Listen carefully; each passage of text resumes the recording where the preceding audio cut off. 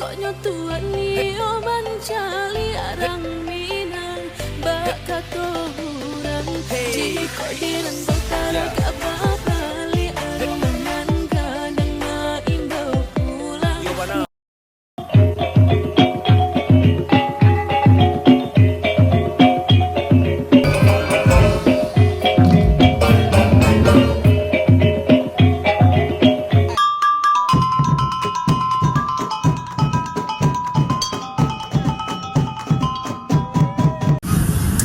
Jenis-jenis seni tari di Minangkabau.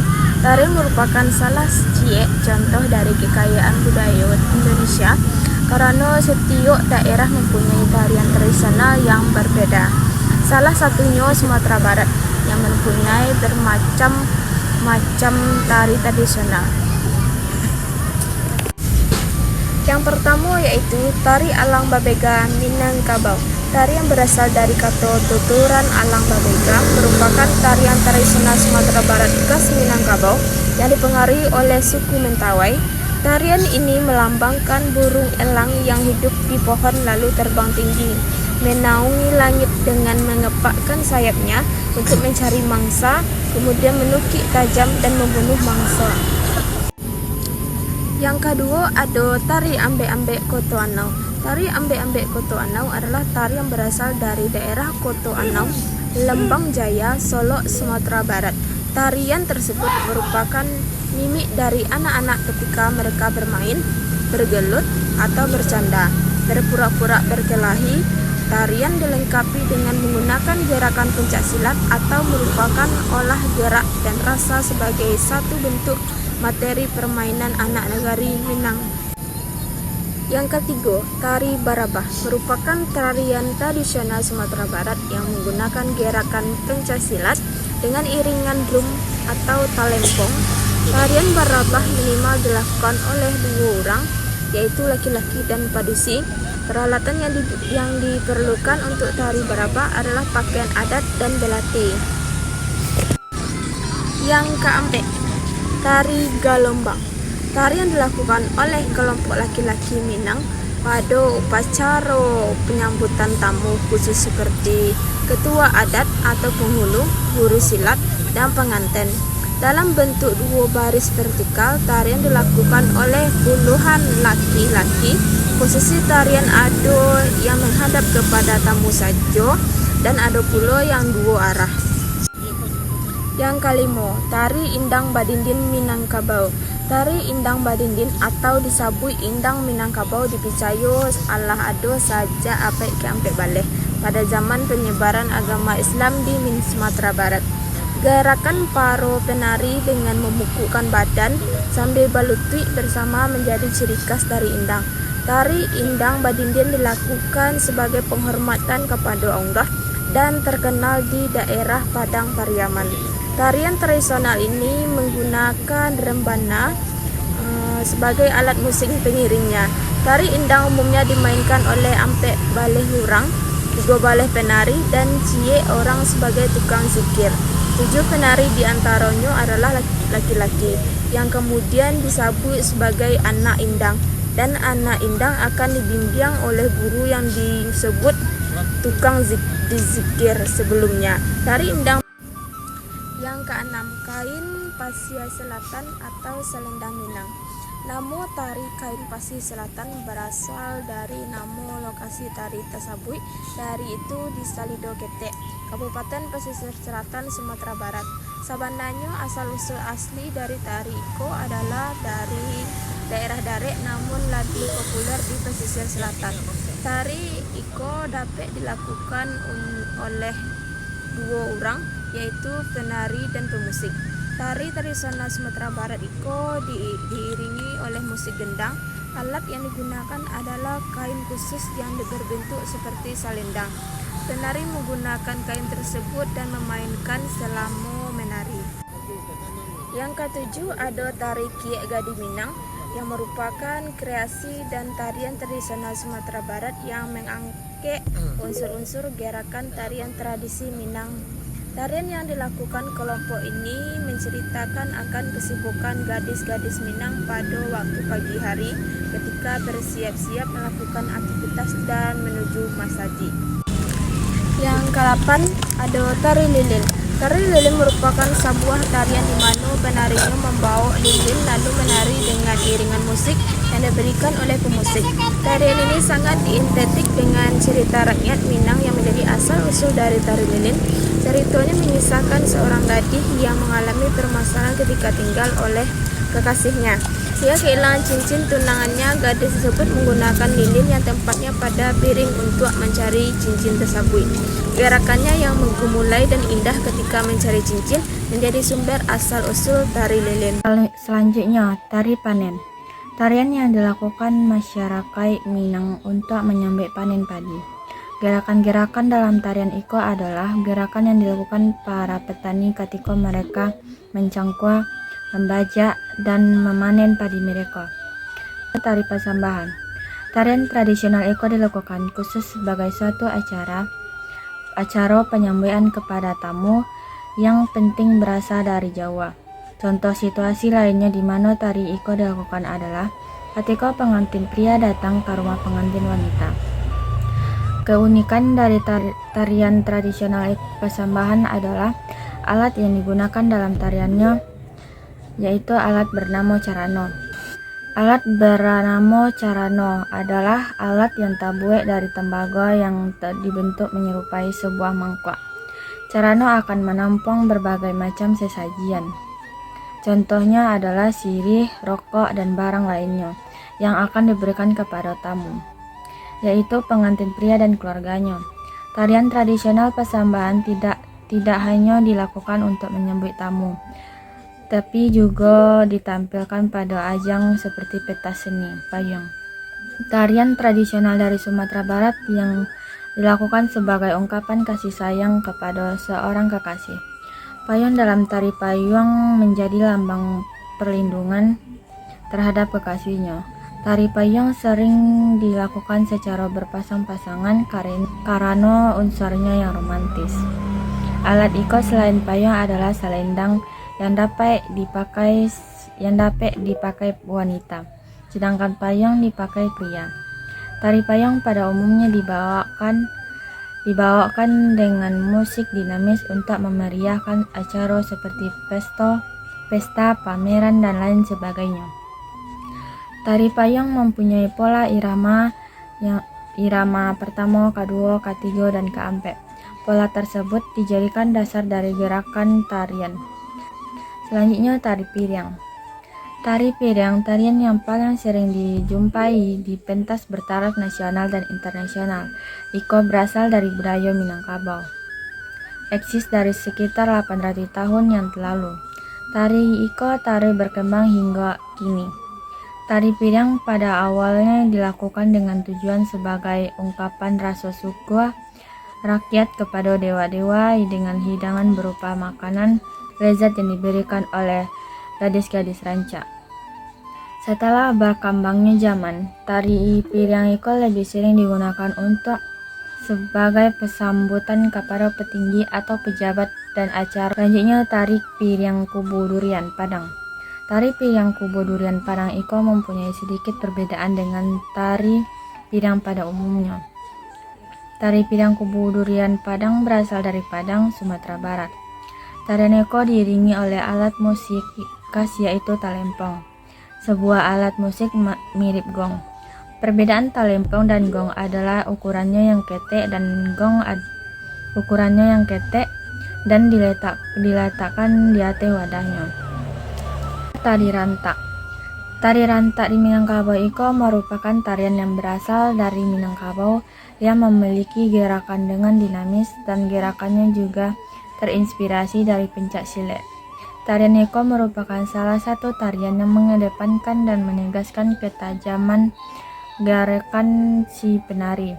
Keindahan tarian itu bukan hanya terdapat pada gerakannya saja, namun juga pada kerentakan penari yang menimbulkan bunyi dari hentakan kaki yang selaras dengan ketegasan gerakan.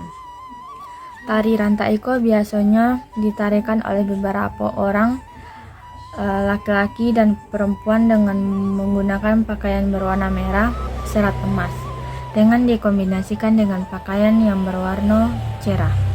Musik yang dinamis serta gerakan yang kuat dan tajam ditambah dengan hentakan kaki, tari rantakan Niko akan menghipnotis mata para penonton yang melihatnya.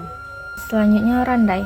Menurut Yoyo RM dan Siswandi, randai mempunyai beberapa asal-usul.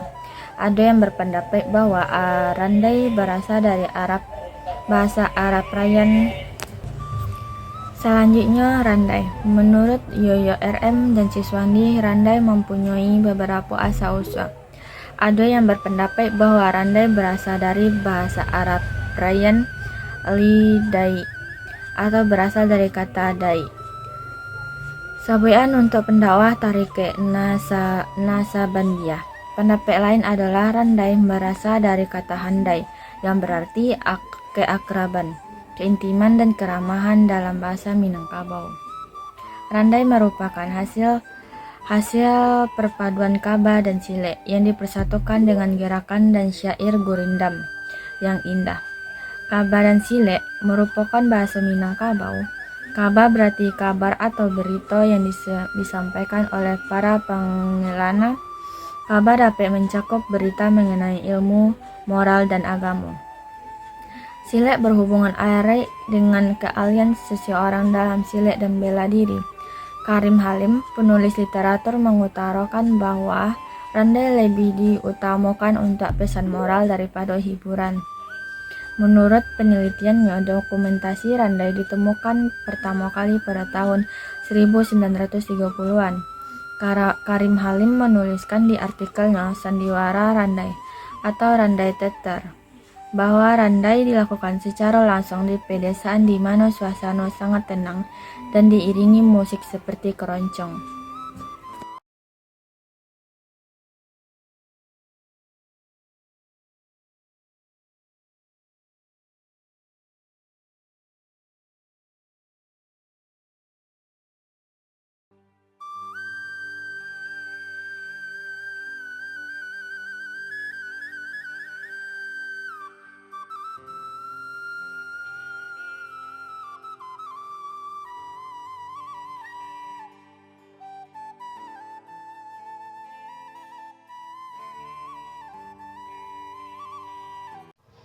Baik, saya Ulan Arika Hoida. Saya dari Prodi Humanitas dengan IPM 2302180010.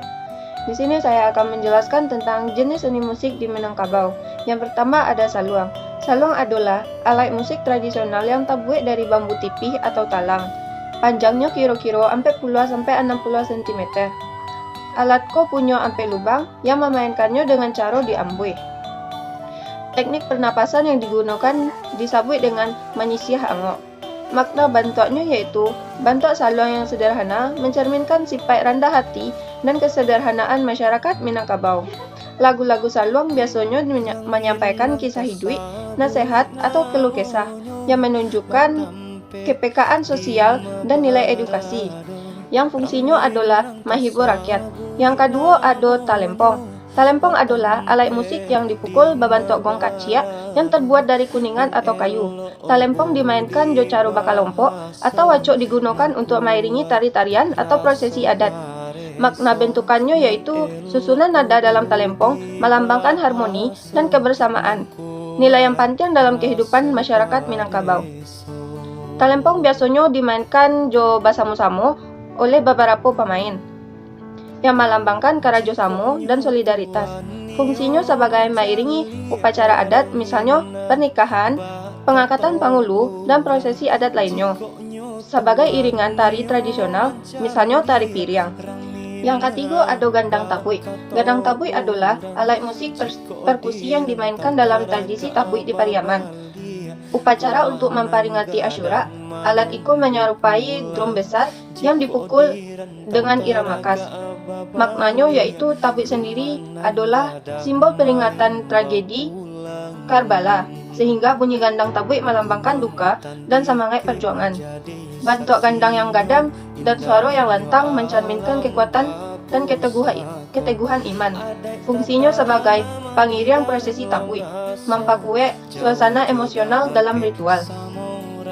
Yang keempat ada rabab pasisya. Rabab pasisya adalah alat musik gesek yang dimainkan jo syair pantun.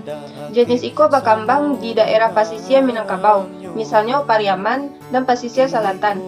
Makna bentukannya adalah bentuk rabab yang sederhana menunjukkan adaptasi masyarakat Minangkabau terhadap lingkungan mereka. Syair yang dinyanyikannya menggambarkan perjalanan hidup, nilai-nilai agama, dan adat. Fungsinya yaitu sebagai hiburan dan alat menyampaikan cerita atau nasihat. Digunakan dalam acara sosial, misalnya alik nagari atau pertemuan warga. Yang kelima ada gandang sarunai.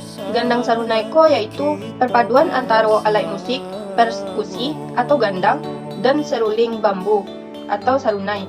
Sarunai menghasilkan melodi, sedangkan gandang memberikan ritme. Makna bentuknya yaitu kolaborasi antara gandang dan sarunai mencerminkan keseimbangan atau unsur maskulin dan feminim dalam kehidupan masyarakat. Irama gandang sarunai sering digunakan untuk mengiringi cerita epik atau tarian adat yang menunjukkan harmoni atau sejarah dan seni. Fungsinya sebagai mengiringi tarian tradisional, misalnya tari indang atau tari gelombang, sebagai hiburan atau acara adat dan pesta rakyat. Perkenalkan, nama Ambo Indah Akela, NPM 2203090062. Ambo dari Prodi Pendidikan Ekonomi. Baiklah, Ambo akan membacakan materi yang selanjutnya, yaitu jenis-jenis alat musik di Minangkabau. Musik Minangkabau adalah genre musik Indonesia, baik yang tradisional maupun yang modern. Dan tumbuh juga berkembang di kawasan budaya Minangkabau. Musik ini umumnya dimainkan oleh alat-alat musik bagaikan talempong, saluang, rabab, serunai, rebana, angguang atau kong, kandang, gambus, dan biola. Namun untuk acara tradisional seperti perkawinan tidak pernah dipakai rebana atau gambus yang Islam.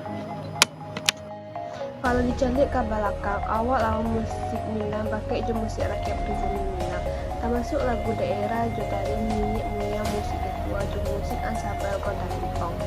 Tenang sebagai salah satu tradisi nyanyi Minang mengiringi beberapa jenis sastra, yaitu kabah atau cerita, pantun, selat dulang, jotari bagai. Musik Minang dimainkan untuk mengiringi berbagai tari serupa, tari persembahan, tari payung, dan tari piriang. Kemudian dari akhir abad ke-19, musik Minang modern dimulai ketika gaya gong talempong dimasukkan ke dalam repertoar non-tradisional lagu pop Minang, dan pada tahun 1950-an musik Minang kontemporer lahir jo alat musik sarato genre musik baru.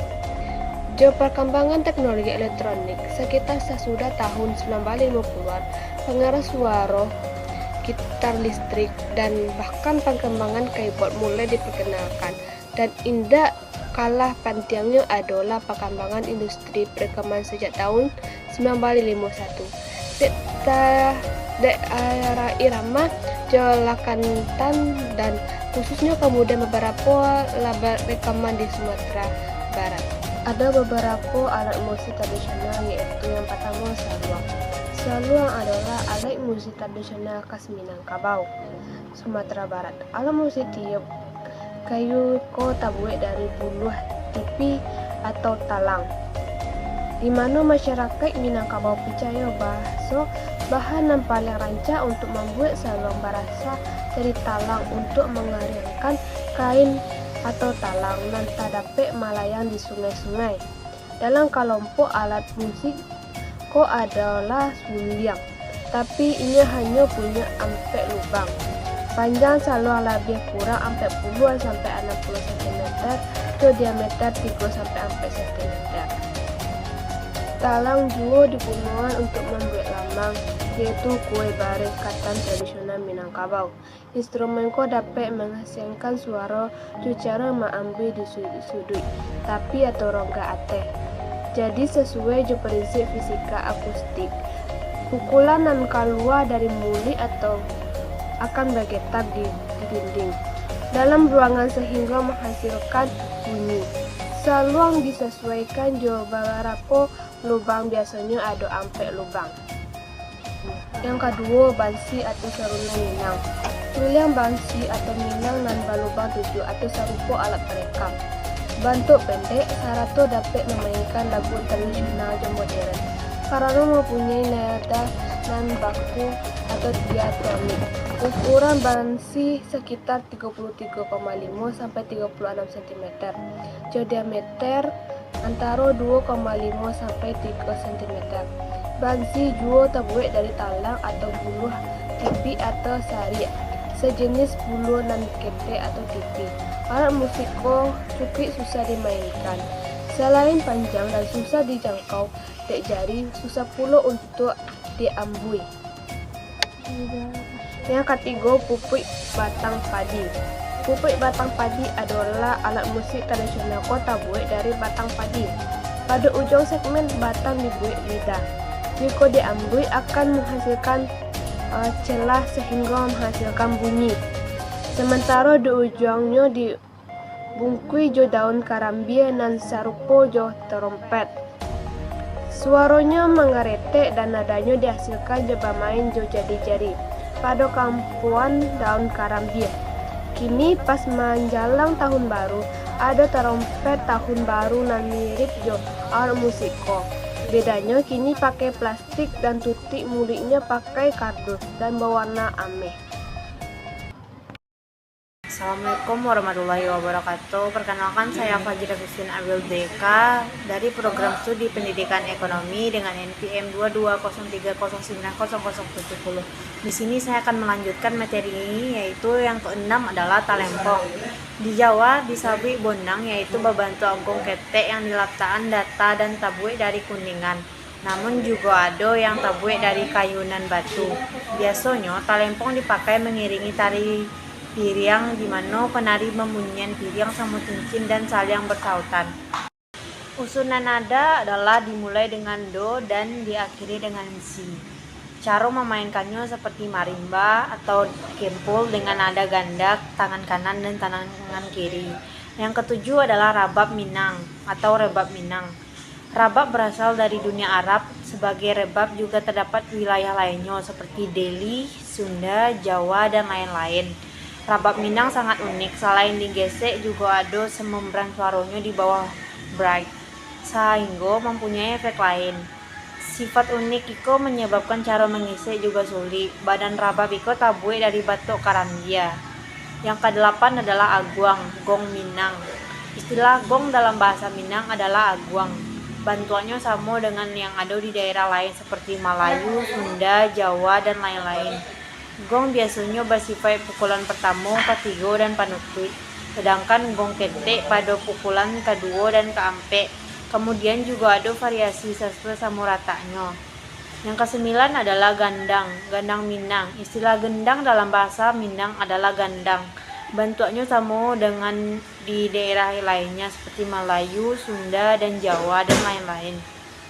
Cara memainkannya adalah sama, yaitu sisi lingkaran ketek di sebelah kiri dan labiah gadang di sebelah kanan. Cara memukul antara masing-masing daerah sangat berbeda, yaitu kalau di Minang tergantung dari jenis rantak lagunya. Yang ke-10 yaitu biola Minang.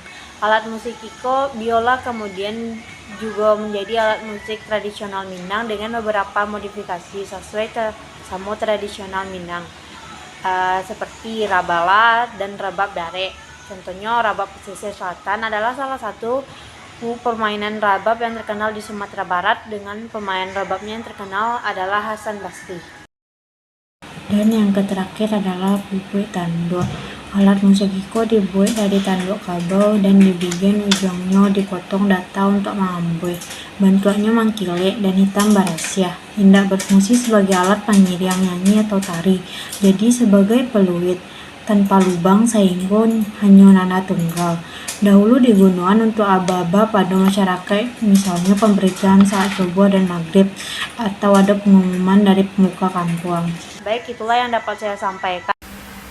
Perkenalkan, saya Fajri Putri Rianti dari Prodi Pendidikan Sosiologi dengan NPM 21070058 ingin menjelaskan tentang materi sendera Tasik di Minangkabau. Materi keempat yaitu tentang sendera Tasik di Minangkabau. Sendera Tasik di Minangkabau merupakan bagian penting dari warisan budaya Sumatera Barat. Dalam konteks Minangkabau, sendera Tasik memiliki karakteristik unik yang mencerminkan filosofi dan nilai-nilai adat istiadat, yaitu seni pertunjukan yang memadukan berbagai seni seperti seni tari, drama, dan musik. Dalam tradisi Minangkabau, sendera Tasik seringkali terinspirasi oleh nilai-nilai budaya, adat, dan kehidupan masyarakat setempat. Yang pertama yaitu seni drama, mencangkup randai, yaitu teater tradisional yang menggabungkan cerita, musik, tari, dan silat. Randai biasanya memetaskan cerita rakyat atau cerita tradisional Minangkabau. Yang kedua, seni tari. Tarian tradisional Minangkabau seperti beberapa tarian. Yang pertama yaitu tari piring. Tarian dengan menggunakan piring sebagai propertinya. Yang kedua, tari payung.